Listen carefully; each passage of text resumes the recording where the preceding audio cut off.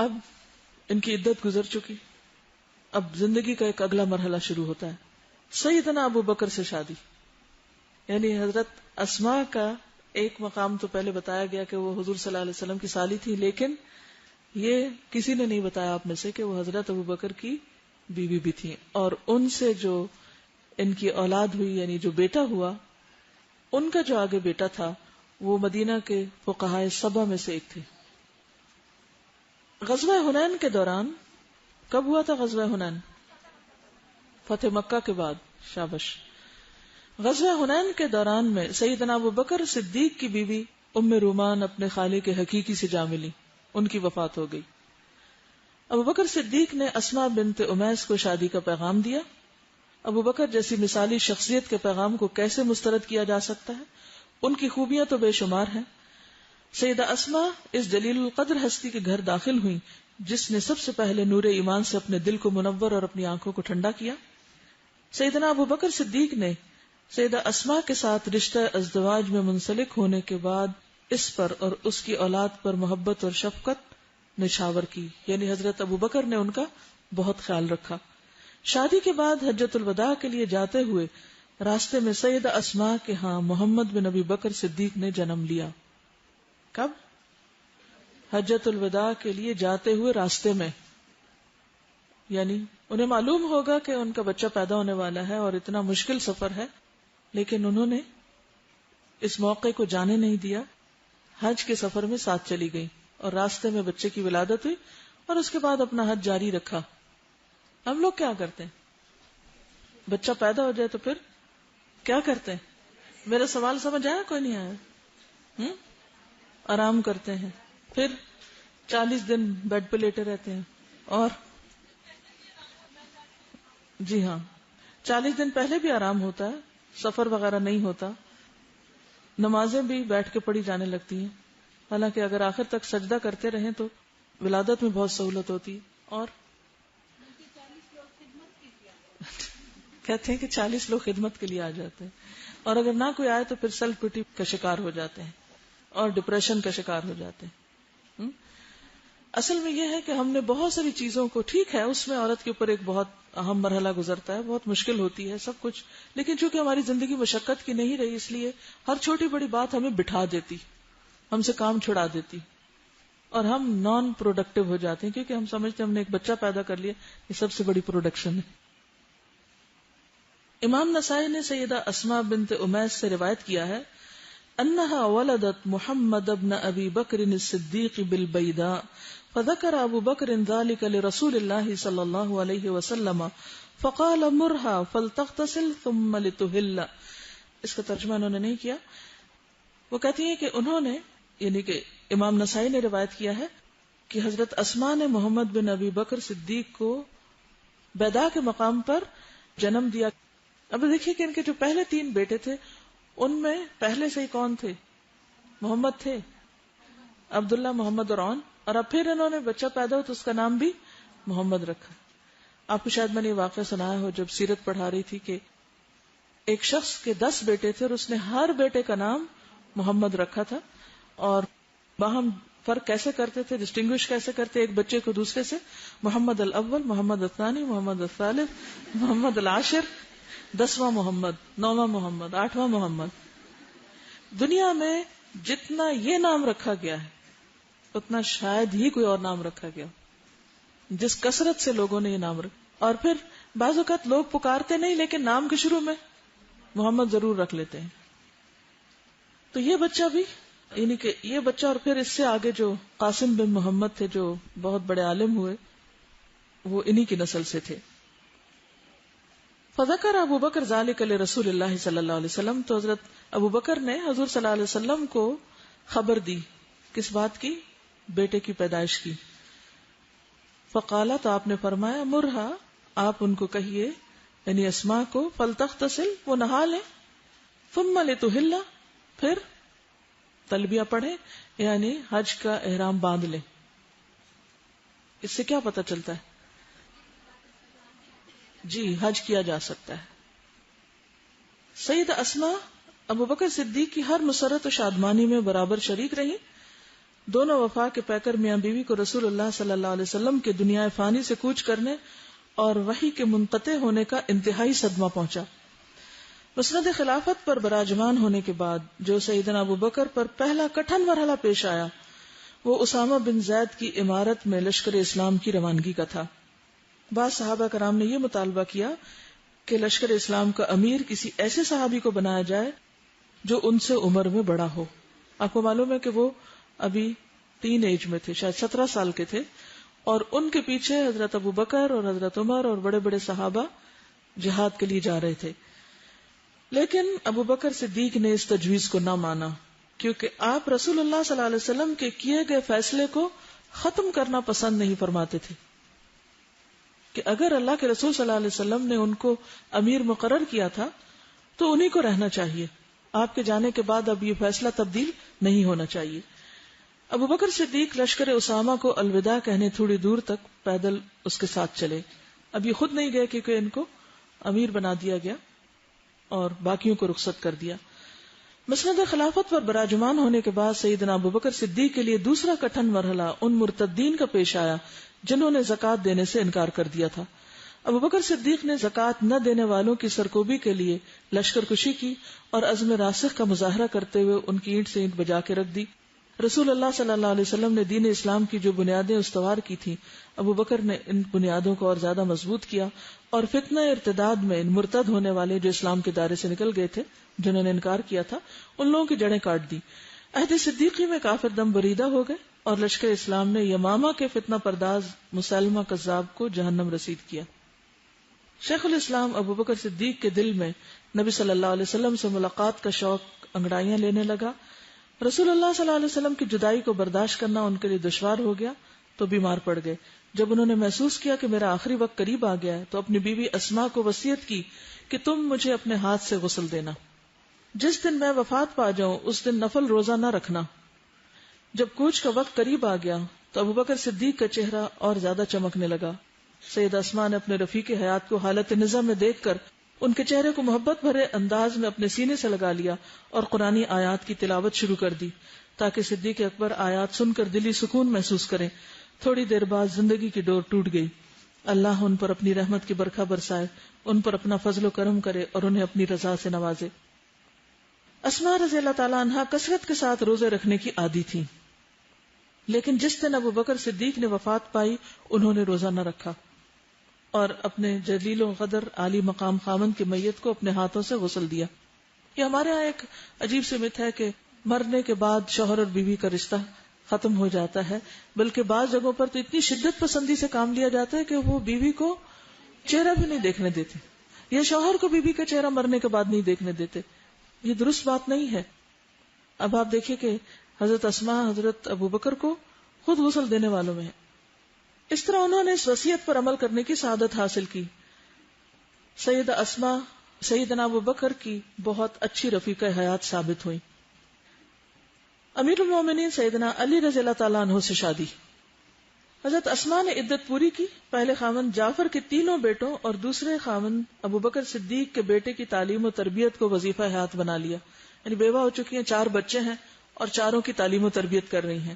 لیکن رسول اللہ صلی اللہ علیہ وسلم کے پروردہ سیدنا علی بن ابی طالب نے یہ ارادہ کیا کہ انہیں تنہائی کی زندگی سے نکالیں اور ان غموں سے نجات دلائیں جو حضرت عمر اور عثمان کے قتل سے لاحق ہوئے، اور ان غموں کی وجہ سے کبیدہ خاطر ہیں۔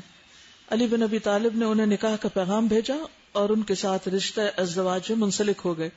اس طرح سیدہ اسماء اپنے بیٹوں کے ساتھ امیر المومنین ابو الحسن سیدنا علی بن ابی طالب کے گھر منتقل ہو گئیں۔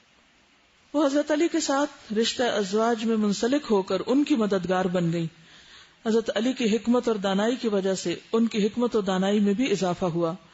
حضرت علی بن ابی طالب کے افکار اور خیالات کی وجہ سے اسماء بنت امیس کے افکار اور خیالات میں پختگی پیدا ہوئی اور خوشی اور غمی میں ساجی بن کر دونوں میاں بیوی شاہراہ حیات پر گامزن ہوئے۔ علی بن ابی طالب کے ساتھ شادی کے بعد سیدہ اسماء کے ہاں یحییٰ نامی بیٹے نے جنم لیا۔ ماشاءاللہ سب بیٹے ہی بیٹے ہیں ان کے۔ رشد و ہدایت پر مبنی ذہانت اور فطانت۔ سیدہ اسماء بڑی ذہین اور فطین خاتون تھی۔ جب بھی کوئی مشکل پیش آتی تو اپنے اللہ کی عطا کی ہوئی صلاحیت سے اس مصیبت سے نکلنے کا حل تلاش کر لیتی اور امن اور سکون کے ساتھ زندگی بسر کرنے لگتی. علی بن ابی طالب کے ساتھ شادی کے بعد ایک دن پہلے خاوند جعفر طیار کے بیٹے اور دوسرے خاوند ابو بکر صدیق کے بیٹے محمد کے درمیان جھگڑا ہو گیا. ہر ایک اپنے باپ پر فخر کرتے ہوئے یہ دعویٰ کر رہا تھا کہ میرا باپ تیرے باپ کی نسبت کہیں بہتر ہے. علی بن ابی طالب ان بچوں کو جھگڑتا ہوا دیکھ رہے تھے. ایک طرف بھائی کے بیٹے تھے اور دوسری طرف ابو بکر کے لختے جگر. ان کے لیے سبھی بچے عزیز تھے، یعنی وہ خود ان کے درمیان فرق نہیں کرتے تھے. وہ حیران تھے ان بچوں کو کس طرح سمجھایا جائے، اس جھگڑے کو کس طرح ختم کیا جائے. پھر خیال آیا کہ اپنی رفیقہ حیات اسما سے مدد لی جائے کیونکہ یہ بچوں کی ماں ہے. انہیں بلایا. جب انہوں نے بچوں کو جھگڑتے دیکھا اور باہمی جھگڑے کی وجہ معلوم ہوئی تو سب بچوں سے مخاطب ہو کر فرمانے لگی، سرزمین عرب میں جعفر سے بہتر جوان میں نے نہیں دیکھا اور سرزمین عرب میں ابو بکر صدیق سے بہتر بزرگ مجھے کوئی اور دکھائی نہیں دیا. یہ بات سنتے ہی سب بچے خاموش ہو گئے اور خوشی سے ایک دوسرے سے بغل گیر ہو گئے. پھر آپس میں مل کر کھیلنے لگے. یوں معلوم ہوتا تھا کہ کبھی آپس میں لڑے ہی نہیں. تو ماؤں کو یہ ڈھنگ آنا چاہیے کہ بچوں کی لڑائی ایک اچھی بات کے ساتھ کیسے ختم کریں. آپ لوگ کیسے لڑائی جھگڑے نپٹاتے ہیں؟ مار پٹائی کر کے، ایک ادھر پھینکا ایک ادھر پھینکا اور آئندہ کے لیے دھمکیاں دے کے کہا خبردار جو لڑے تم. نہ ایک کی سنی نہ دوسرے کی سنی، نہ معاملے کو سمجھا. جو شخص معاملے کو سمجھتا نہیں وہ جھگڑا سلجھا کہاں سے سکتا ہے. ہم بچوں کی سنتے نہیں، اسی لیے ان کے اور ہمارے درمیان ایک تو گیپ بہت ہو جاتا ہے. دوسرا یہ کہ وہ پھر اپنے مسائل ہمارے پاس لاتے ہی نہیں، وہ اوروں کے پاس لے جاتے ہیں اور وہ جو چاہیں ان کو مشورے دیں. اور تیسرا یہ کہ ان سے زیادہ ہم خود پینک ہو جاتے ہیں، خود گھبرا جاتے ہیں. اگر ہم جیسا کوئی ہوتا تو رونے بیٹھ جاتا کہ اس کا باپ بھی چلا گیا، اس کا بھی چلا گیا، اور یہ بلا میرے سر پڑ گئی اور میری زندگی حرام ہو گئی، اور یہ لڑکوں کی تربیت تو بڑا ہی مشکل کام ہے اور اتنے سارے میرے سر پہ ہیں اور میں کیا کروں. نہیں، ٹیک اٹ ایزی. لا یکلف اللہ نفسا الا وسعها. اللہ نے آپ میں کچھ دیکھا ہے تو آپ کو یہ ذمہ داری دی ہے. جس کو چاہتا ہے بیٹیاں دیتا ہے، جس کو چاہتا ہے بیٹے دیتا ہے، جس کو چاہتا ہے ملے جلے دیتا ہے. اگر اللہ نے آپ کو صرف بیٹے ہی بیٹے دیے ہیں اور وہ سارے ایک جتھا بن کے آپ کے سر پہ حاوی ہیں تو حکمت سے کام لے کر ان کی اچھی تربیت کرنا سیکھیں. اور اس کے لیے سب سے پہلے اپنے اندر ٹھہراؤ لائیں. خود پہلے آپ کے اندر ٹھہراؤ ہو اور آپ اس کو ایزی لیں اور اس کو اللہ کی ایک امانت سمجھیں اور اس پر خوش ہوا کریں کہ اللہ نے مجھے یہ اسائنمنٹ دی ہے، یہ چیلنج اللہ نے مجھے دیا ہے اور مجھے اس کو اچھی طرح قبول کرنا ہے اور اس پر رونا دھونا نہیں. سب سے خراب کام جو عورتیں کرتی ہیں وہ صرف رونے دھونے کا، اور رونے دھونے والیاں کبھی پھر کچھ کرنے کے قابل نہیں رہتی. یعنی ہم ہر وقت یہ کیوں سمجھتے ہیں کہ ہم کچھ کرنے کے قابل نہیں.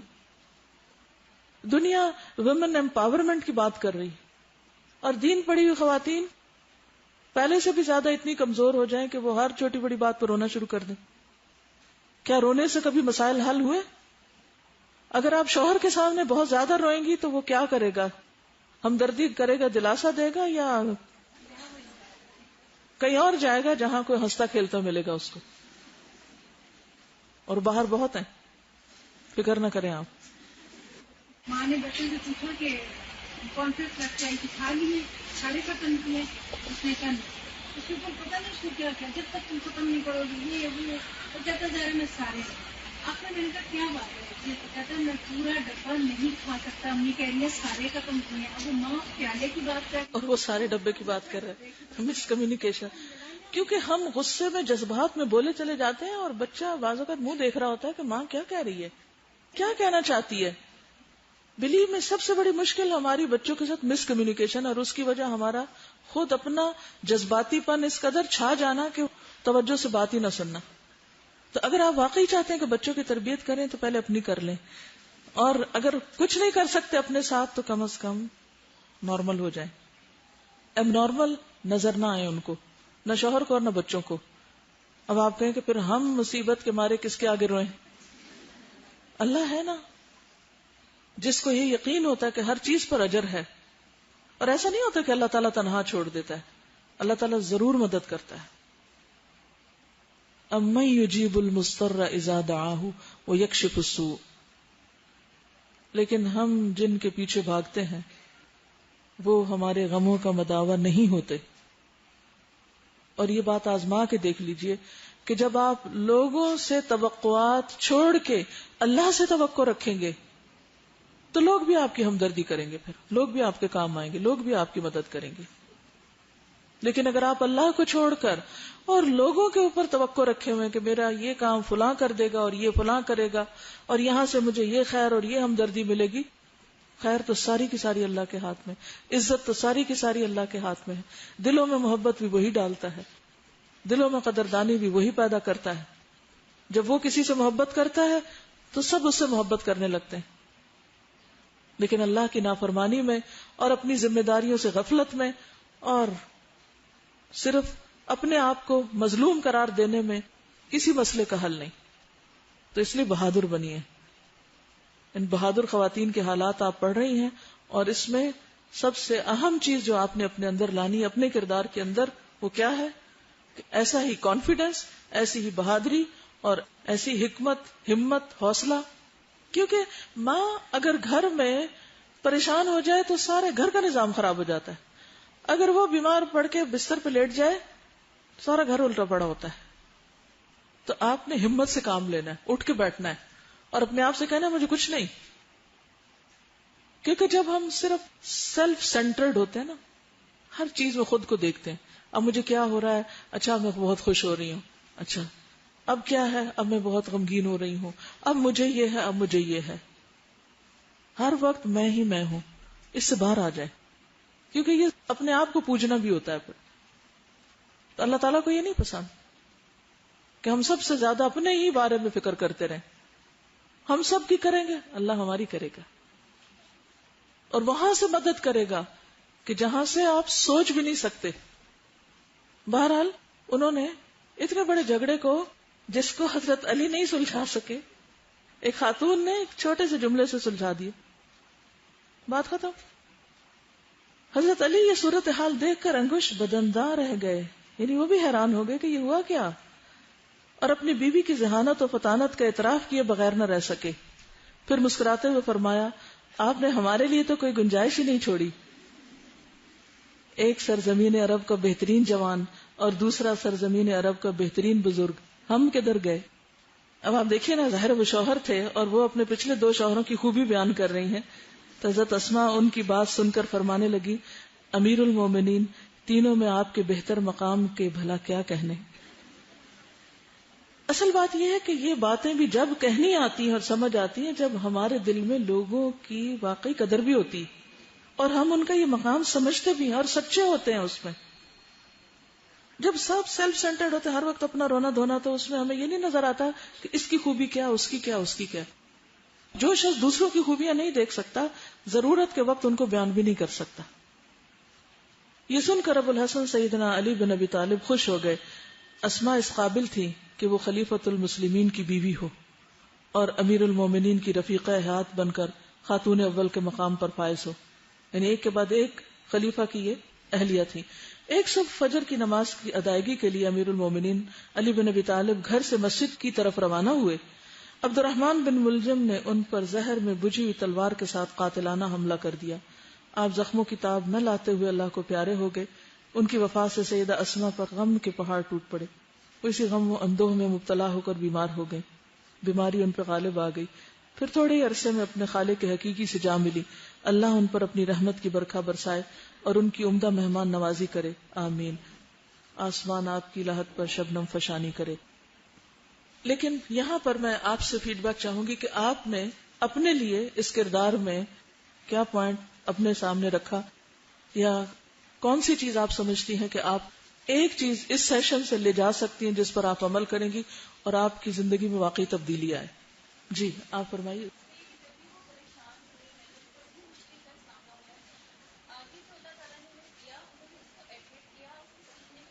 یعنی مشکل وقت میں کیا نہیں کرنا، رونا دھونا نہیں کرنا، صبر اور حوصلے سے کام لے کر آگے بڑھنا. اور دیکھیں اللہ تعالیٰ بھی ان کو تنہا نہیں چھوڑ رہا نا.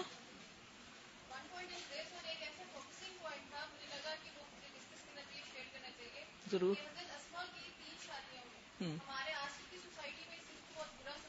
بیوہ سے شادی کرنے کو برا سمجھا جاتا ہے، اور میرے بچوں کا کیا ہوگا. اور اگر بچے لڑیں گے تو پھر تو آسمان ٹوٹ پڑے گا شاید. میری بچے لڑتے بھی ہیں اور آپس میں وہ جو ستیلے پن کا ایک تعلق ہوتا ہے وہ بھی چلتا رہتا ہے. Take it easy, take it normal. So what, انسان ہے. سگے بہن بھائی نہیں لڑتے, لیکن ستیلے کبھی لڑ پڑے تو کیا ہوا, کوئی قیامت آ گئی. جی آپ.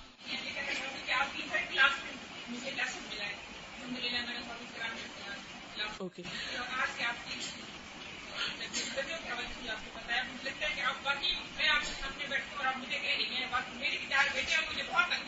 دیکھیے بچے تو پھر بچے ہی نہیں رہیں گے اگر وہ تنگ نہ کرے. بس ڈپریس نہیں ہونا آپ نے بچوں کی لڑائی سے. اس کو لکھ لینا اور کہنا میں بہادر ہوں اور میں اس پہ نہیں گھبراؤں گی اور میں ان کو سیدھا کروں گی. جی.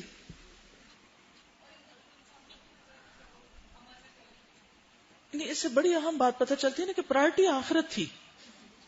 جب منزل بلند ہوتی ہے تو راستے کے کانٹے پتھر پھر نظر نہیں آتے. مثلا اگر آپ نے پہاڑ کے ٹاپ پر جانا ہے اور نظر آپ کی اوپر کی طرف ہے تو آپ راستے کے چھوٹے چھوٹے پتھر اور کھڈے اور اس طرح کی چیزوں کو نہیں توجہ دیں گے زیادہ, اور تھک کے بیٹھ بھی نہیں جائیں کیونکہ آپ نے کہیں اور پہنچنا ہے.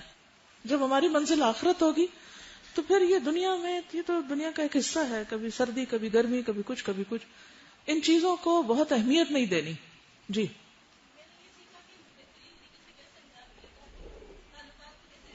جی ہاں, یعنی صرف اپنے آپ کو نہیں سمجھے, لوگوں کو بھی سمجھنے کی کوشش کریں, اور حکمت کا تقاضا یہ ہے کہ لوگوں کو سمجھ کر ان کی سمجھ کے مطابق ان سے معاملہ کریں. جی.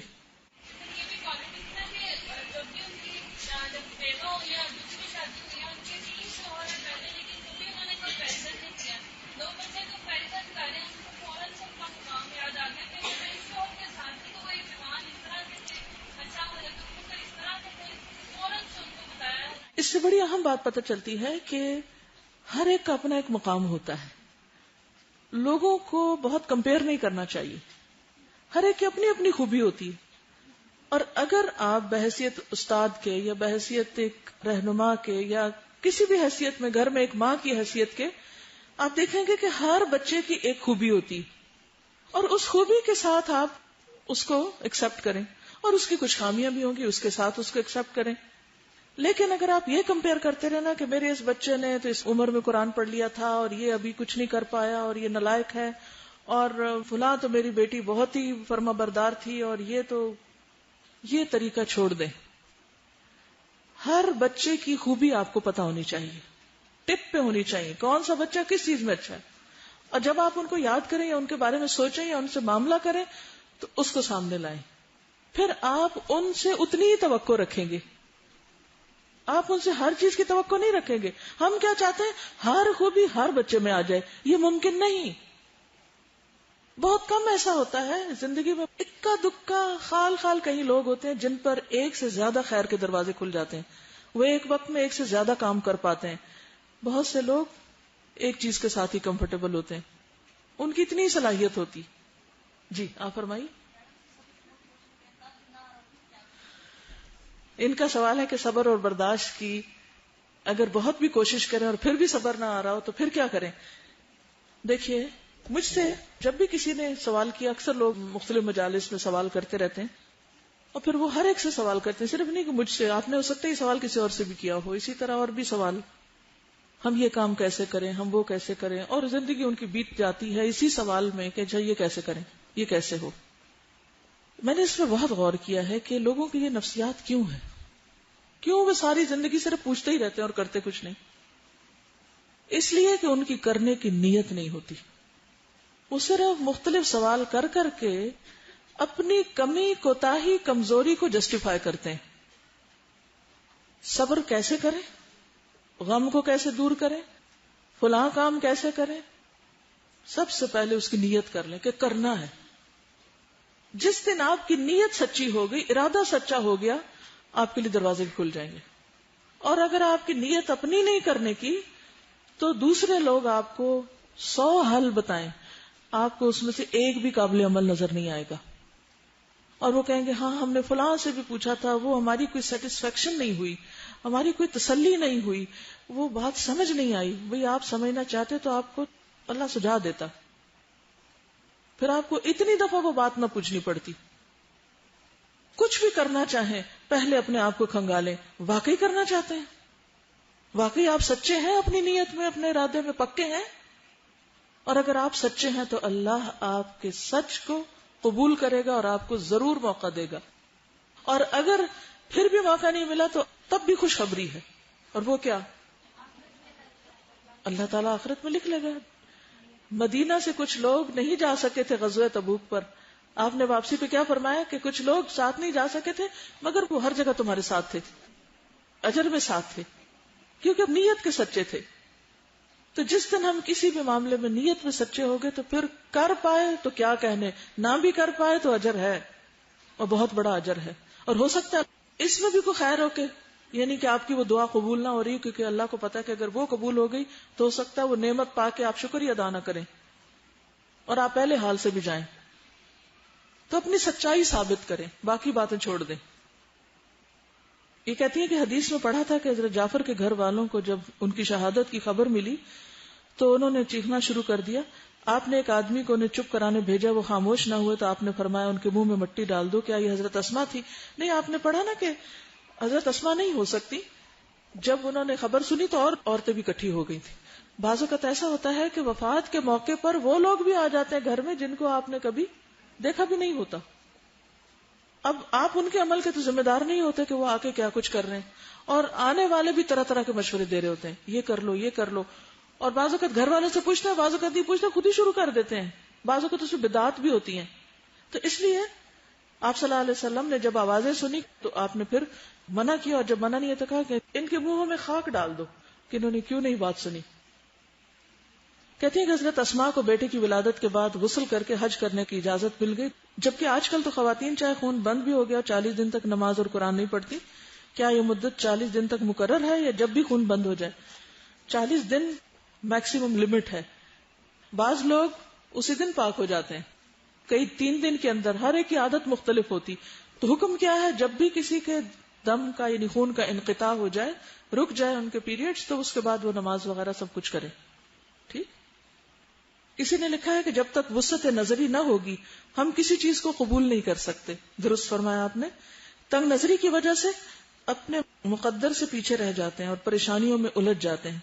یہ لکھتی ہے میں نے یہ سبق سیکھا کہ بحیثیت انسان ہوتے ہوئے اللہ نے جو کردار سونپا ہے اسے بخوبی انجام دو، ہمت اور حوصلے کے ساتھ، کیونکہ نکاح ایک ہو یا جو بھی وہ اللہ کے امر سے ہوتے ہیں. ہمیں اپنی ڈیوٹی صحیح انجام دینا ہے جو اللہ نے ہمیں سونپی. بچوں کی تربیت کے حوالے سے بتائیں کہ ان کو کس طریقے سے دین کی طرف راغب کیا جائے. ابھی دبئی میں نے وہاں پر 8 ہفتے کا ایک کورس کیا ہے. ہم اور ہمارے بچے دونوں ساتھ ہی چلتے ہیں.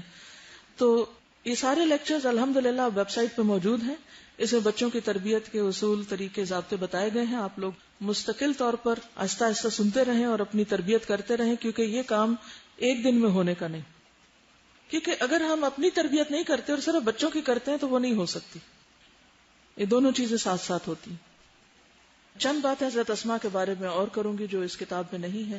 ایڈیشنل چند چیزیں ہیں کیونکہ انہوں نے احادیث بھی روایت کی ہیں.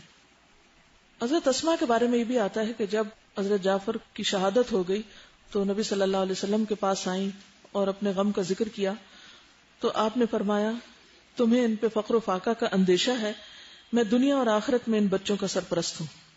یعنی نبی صلی اللہ علیہ وسلم نے ان کو اس طرح حوصلہ اور تسلی دی.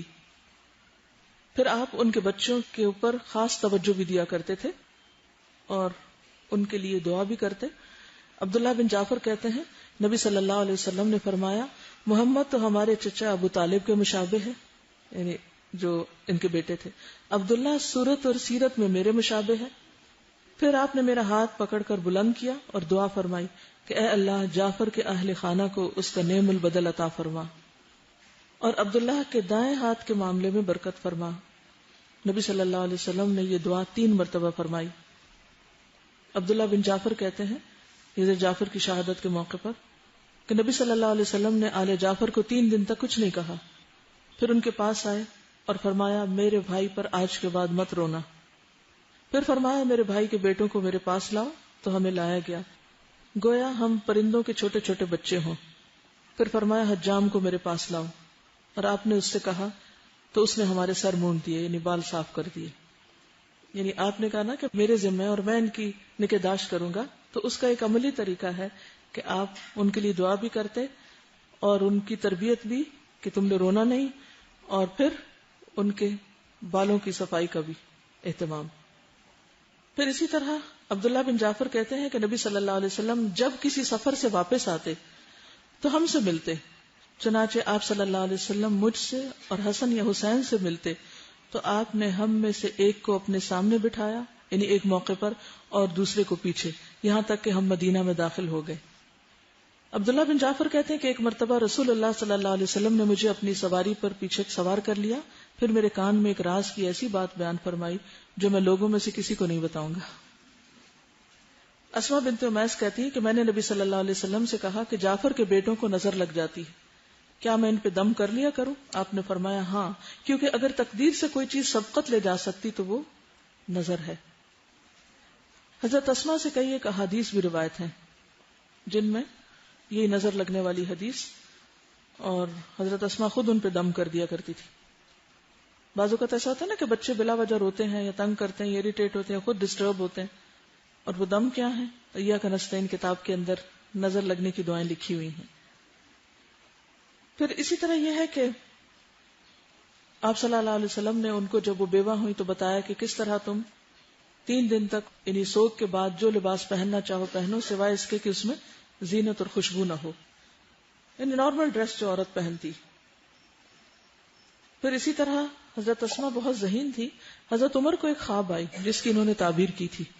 ایک دفعہ وہ ممبر پہ خطبہ کے لیے تشریف لائے، عمر بن خطاب، اللہ تعالیٰ کی حمد و ثنا بیان کی، نبی صلی اللہ علیہ وسلم کا تذکرہ کیا، ابو بکر کا ذکر کیا. پھر فرمایا کہ مجھے ایک خواب نظر آیا ہے، مجھے محسوس ہوتا ہے میری دنیا سے جانے کا وقت آ گیا. میں نے خواب میں دیکھا کہ ایک مرغے نے مجھے 2 مرتبہ ٹھونگ ماری. مجھے یاد پڑتا ہے کہ وہ مرغ سرخ رنگ کا تھا. میں نے یہ خواب ابو بکر کی بیوی اسما بنت امیس سے ذکر کیا تو انہوں نے تعبیر بتائی کہ آپ کو ایک اجمی شخص شہید کرے گا. تو اس سے بھی ان کے علم اور سمجھ کا اندازہ ہوتا ہے. پھر یہ ہے کہ لوگوں کے مسائل کے حل کے لیے انہوں نے علم سیکھا.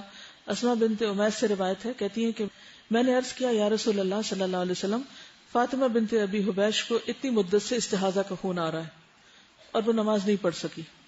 آپ نے فرمایا سبحان اللہ، یہ تو شیطانی اثر ہے.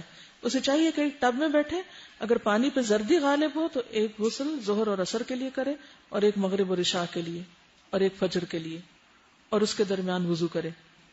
پھر اسی طرح کچھ اور احادیث ہے. حضرت اسما کہتی ہیں میں نے رسول اللہ صلی اللہ علیہ وسلم کو فرماتے ہوئے سنا کہ جو شخص بھی مدینہ کی تکلیفوں اور شدت پر صبر کرتا ہے، قیامت کے دن میں اس کی سفارش اور گواہی دوں گا. ایک اور حدیث ہے، اسما بنت امیس کہتی ہیں کہ رسول اللہ صلی اللہ علیہ وسلم نے حضرت علی سے فرمایا تم میرے لیے اسی طرح ہو جیسے ہارون علیہ السلام موسیٰ علیہ السلام کے لیے تھے، مگر یہ کہ میرے بعد کوئی بھی نبی نہیں ہے. حضرت فاطمہ کو بھی غسل دینے والی یہی تھی، حضرت علی کے ساتھ انہوں نے بھی غسل دیا تھا. اوکے، آج کے لیے اتنا ہی کافی ہے. آپ سب کا بہت شکریہ، جزاکم اللہ خیرا. سبحانک اللہم و بحمدک، نشہد ان لا الہ الا انت، نستغفرک و نتوب الیک. السلام علیکم و رحمۃ اللہ وبرکاتہ.